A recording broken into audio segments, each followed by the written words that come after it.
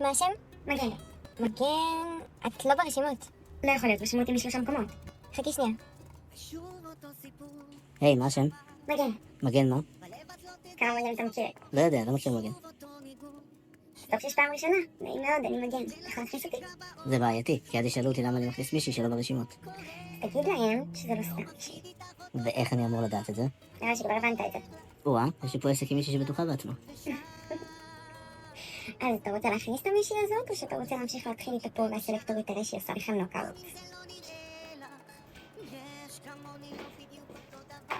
נראה שלמישהי היה אירוע מהסרטים. משלם. זה חיוך שלקחתי מישהו חדש. בואי תשבי, תספרי לי. בבוקר, אמא שאני גמורה. בוקר. סוף סוף קמת. אני מחכה לשמוע. רגע, רק פתחתי את העיניים. כבר הכנתי לנו קפה. שבי, עכשיו את מספרת לי. אימוש? היי, אני גם הבת שלך, גם אני פה. למה אני אוויר בבית הזה? ראי, 5 דקות אני מכינה לך, טוב ממה? יש פה איזה משהו מעניין, מגני שלנו חזרה מאושרת אתמול. לא הבנתי שאת מספרת לה ולא לי. מה אני אעשה שהלכת שם אתמול ב10 כמו איזה סקנה? וואי, באמת התקששתי. חזון אחרית הימים, הגיע הזמן באמת. המשיך איתך. בסדר, עדיין יכולת לספר לי לפני אמא. אבל עכשיו היא מספרת, אם תהיי בשקט את גם תשמעי. תוכל לדבר כבר? טוב.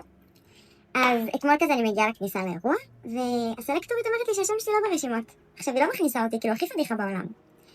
ואז היא קראה לי איזה מישהו, והמישהו הזה גם אומר לי שהשם שלי לא ברשימות והוא לא מכניס אותי. עכשיו זה עוד יותר פדיחה כי הוא היה חתיך ברמות. מפה לשם, התחלתי לפלרטט איתו. איך היא פתחנית, את התחלת איתו בזמן שהוא לא מכניס אותך? מה הבעיה בלהתחיל איתו? אם זה מוביל לחתונה, מה זה משנה מי מתחיל עם מי? אמא, איפה את ואיפה חתונה? בואי נראה ציפיות. עד שאני רואה אותך מתחת לחופה, היו לי שערות לבנות. נו, ותראי זה יפה סבתוש. רגע, שאני אבין. שניר, אאוט, ואיך קוראים לו בקט החדש? דן אין בול. מה הפאק בו? ראי, מה את מחבא אותה? מה אם הזאת מגן חייב להיות פאק? תתפלאי ריקוש, אבל אין פאק. אז מחקת את האפליקציות? עוד לא. ידעתי. אם אתה תראי שאני אגיד לך, אמרתי לך. ואנחנו יוצאים היום הערב.